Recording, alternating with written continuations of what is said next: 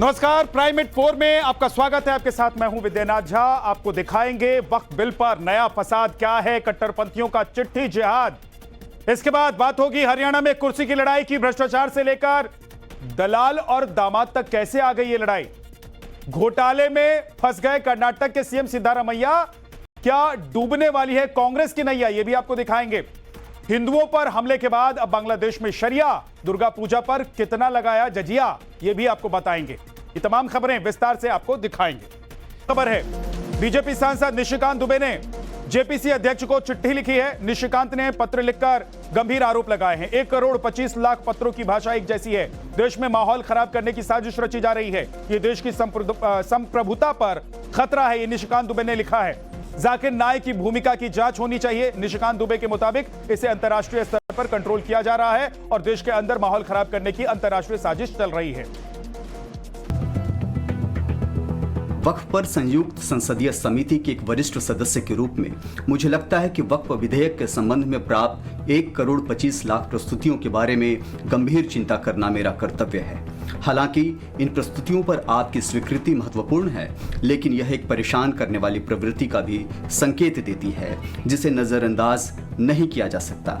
मेरा मानना है कि यह महत्वपूर्ण है कि समिति हमारी विधायी प्रक्रिया की अखंडता। निशिकांत दुबे की चिट्ठी के बीच AIMIM अध्यक्ष असदुद्दीन ओवैसी का बड़ा बयान सामने आया है। ओवैसी ने आरोप लगाया है कि वक्फ को लेकर अफवाह फैलाई जा रही है। मोदी सरकार वक्फ प्रॉपर्टी खत्म करना चाहती है।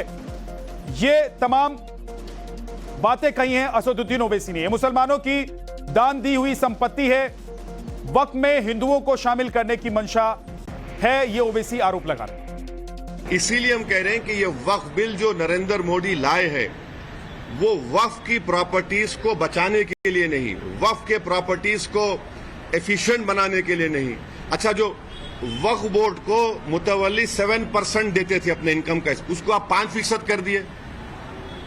ये कौन सा वक्फ के मफाद में काम कर रहे बताओ आप। तो इसीलिए ये सब एक मुसलमानों से उनकी मस्जिदों को छीनना चाहते हैं, दरगाहों को छीनना चाहते हैं, कब्रस्तानों को छीनना चाहते हैं, इसलिए इस बिल को लाए हैं लोग। पहाड़ी राज्य उत्तराखंड से बड़ी खबर है। ऋषिकेश के तपोवन इलाके में भालू दिखा है। एक घर से बाहर निकलते दिखे भालू, सीसीटीवी में कैद हुई भालुओं की तस्वीर। वन विभाग भालू की तलाश में जुटा हुआ है। ये आप देख रहे हैं, एक घर से ये भालू निकलते हुए दिखाई दे रहे हैं, जिसके बाद वन विभाग को इसकी जानकारी दी गई। वन विभाग इन भालुओं को तलाशने में जुटा हुआ है। बड़ी खबर गुजरात से है। गुजरात के बोटाद में रची गई बड़ी साजिश। ट्रेन पलटाने की कोशिश की नाकाम, साजिश रची गई। पटरी पर पड़े लोहे के टुकड़े से टकराई ट्रेन। लोहे के टुकड़े से टकराने के कारण ट्रेन का इंजन बंद हो गया। रेलवे के साथ स्थानीय पुलिस इस पूरे मामले की अब जांच में जुटी हुई। अफजाल अंसारी के बयान पर यूपी में सियासत तेज हो गई है। बीजेपी ने समाजवादी पार्टी पर जोरदार अटैक किया है। कुछ विभाजनकारी लोगों का काम उलझाना है, यह बीजेपी की तरफ से कहा गया है। सपा ने अफजाल अंसारी के बयान से पल्ला झाड़ लिया है। प्रधान से सीएम की तुलना करना गलत है, ये सपा की तरफ से ऑफिशियल जो बयान दिया गया है उसमें कहा गया है। लेकिन दूसरी तरफ अफजाल अंसारी ने सीएम योगी पर निशाना साधा। उत्तर प्रदेश के माननीय मुख्यमंत्री हैं, उनकी तुलना प्रधान से करना अव्यवहारिक है।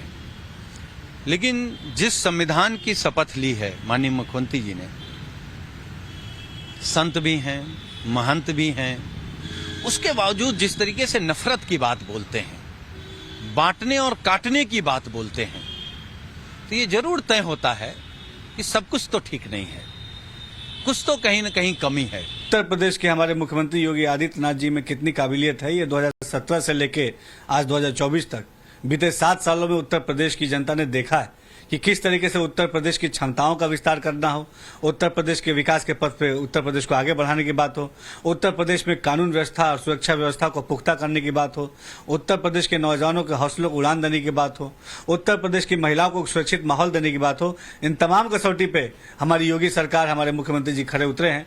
निश्चित हरियाणा के सोनीपत से प्रधानमंत्री नरेंद्र मोदी ने कांग्रेस पर हमला बोला है। पीएम ने कहा है कि भ्रष्टाचार को पालने पोसने वाली है कांग्रेस ने हरियाणा को दलालों दामादों के हवाले कर दिया। पीएम मोदी ने कहा कि अगर दलालों और दामादों से हरियाणा को बचाने हैं तो कमल ही बचा पाएगा। पीएम मोदी ने कहा कांग्रेस का शाही परिवार देश का सबसे भ्रष्ट परिवार है। जब मुखिया ही भ्रष्टाचारी है और भ्रष्ट है तो नीचे खुद लूट का लाइसेंस मिल जाता है। कांग्रेस ने हरियाणा को दलालों और दामादों के हवाले कर दिया था।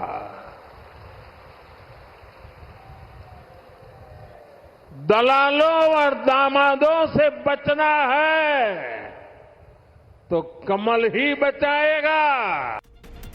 और दूसरी तरफ अनिल विज ने भी भूपेंद्र सिंह हुड्डा पर निशाना साधा है। अनिल विज ने कहा है कि भूपेंद्र सिंह हुड्डा की कोई गारंटी नहीं है, लैंड केस में हुड्डा कभी भी जेल जा सकते हैं। अनिल विज की तरफ से यह निशाना साधते हुए आरोप लगाया। आप गारंटियां दे रहे हो कि मैं ये दूंगा, आपकी अपनी गारंटी नहीं है। आप कब जेल चले जाओ, और आपका जेल जाना तो तय है। केस चल रहे हैं और कोर्ट के सामने है, और जो कुछ आपने किया है उसके आपको जेल जाना तो आपका लगभग निश्चित है।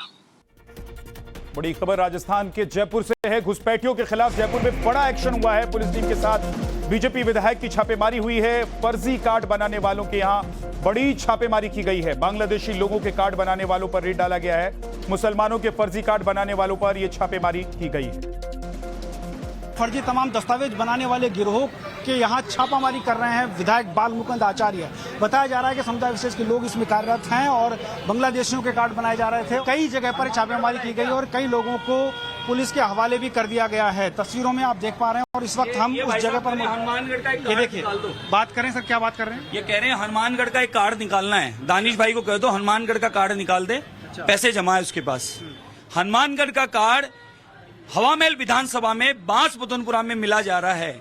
आप सोचें, भरतपुर का कार्ड, यूपी का कार्ड, फिरोजाबाद का कार्ड, कहीं का कार्ड ले लो आप। हवामहल विधानसभा में 18 से 22,000 कार्डों की हमारे पास में पुख्ता रिपोर्ट है। मेरा जैसा स्वभाव है, मैं हमेशा ए के पीछे बी के पीछे सी और सी के पीछे डी में लग जाता हूं, और उसी आधार पे अनगिनत आज हमने 3 जगह छापामारी की है। बाबा तो बवाल करते हैं। बाबा बवाल है, बाबा पीछे पड़ जाता है ना काम के। आपके सामने रिपोर्ट देख लीजिए, ये पूरी देश और दुनिया के कार्ड हैं। पूरी देश और दुनिया के कार्ड बनाए जा रहे हैं यहाँ पर फर्जी। मैंने मनोहरपुरा थाना में रिपोर्ट दर्ज कराई थी कि दिल्ली में विंटर एक्शन प्लान का ऐलान कर दिया गया है। दिल्ली में प्रदूषण को रोकने की तैयारी अभी से शुरू कर दी है दिल्ली सरकार ने। युद्ध प्रदूषण के विरुद्ध अभियान की शुरुआत की गई है। दिल्ली के पर्यावरण मंत्री गोपाल राय ने बयान दिया है, सबको मिलकर काम करना होगा। प्रदूषण रोकने के लिए टास्क फोर्स का गठन किया जाएगा, ये कहा है दिल्ली के पर्यावरण मंत्री। सभी एजेंसियां, सभी सरकारें मिल करके जब काम करेंगी तभी प्रभावी तरीके से प्रदूषण से लड़ा जा सकता है।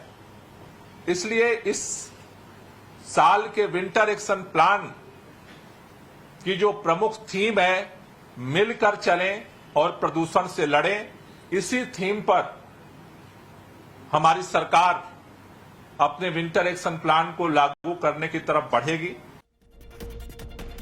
दिल्ली के करोल बाग से इस वक्त की बड़ी खबर है। जूस में कलर मिलाने पर दुकानदार की पिटाई कर दी गई। दुकानदार और हेल्पर को लोगों ने पीट दिया। अयूब खान और उसके साथी से मारपीट की गई है। अनार के जूस में कलर मिलाने का आरोप है। स्थानीय लोगों ने पुलिस को इसकी शिकायत भी दी। ये वही जूस बेचने वाला व्यक्ति है अयूब खान और उसका हेल्पर, जिसकी पिटाई लोगों ने की है। दरअसल लोगों को भनक लगी कि अनार के जूस में ये कलर मिलाकर बेचता है, जिसके बाद लोगों ने अपने स्तर पर इसकी छानबीन की और दुकान पर पहुंच गए। दुकान पर पहुंचने के बाद लोगों को जो खबर मिली थी उसकी पुष्टि हो गई, तो लोगों ने दुकानदार और उसके हेल्पर की पिटाई कर दी। जम्मू कश्मीर में दूसरे चरण के चुनाव में आज 26 सीटों के लिए वोटिंग हो रही है। दोपहर 3 बजे तक 26 सीटों पर 46% मतदान हो चुका है। सबसे अधिक मतदान जम्मू के रियासी में करीब 64% हुआ है। आज जिन सीटों पर वोट डाले जा रहे हैं उसमें कश्मीर की 15 और जम्मू की 11 सीटें शामिल हैं। दूसरे चरण में 25 लाख से अधिक मतदाता अपने मताधिकार का इस्तेमाल करेंगे और वोटिंग शाम 6 बजे तक चलेगा। फिलहाल मतदान शांतिपूर्ण तरीके से चल रहा है। दूसरे चरण में कई ईवीएम और कई वीआईपी जो उम्मीदवार हैं मैदान में हैं, उसमें गांदरबल से पूर्व मुख्यमंत्री उमर अब्दुल्ला, नौशेरा से जम्मू कश्मीर बीजेपी के प्रमुख रविंद्र रैना और जेकेपीसीसी के अध्यक्ष तारिक हामिद कर्रा का नाम प्रमुख है।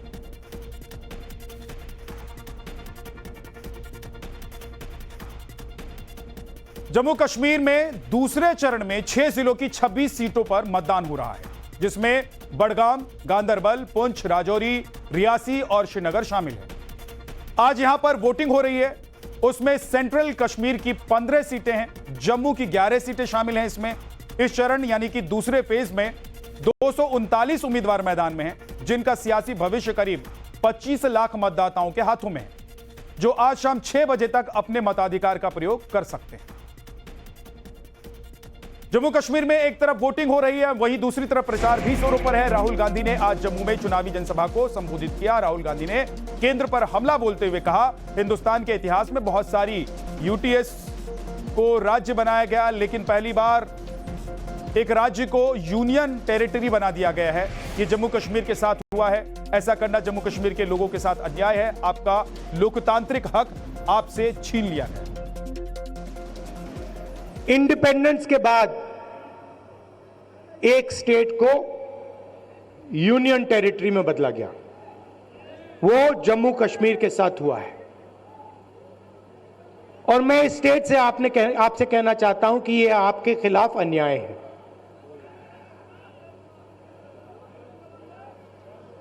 आपका लोकतांत्रिक हक आपसे छीन लिया गया है।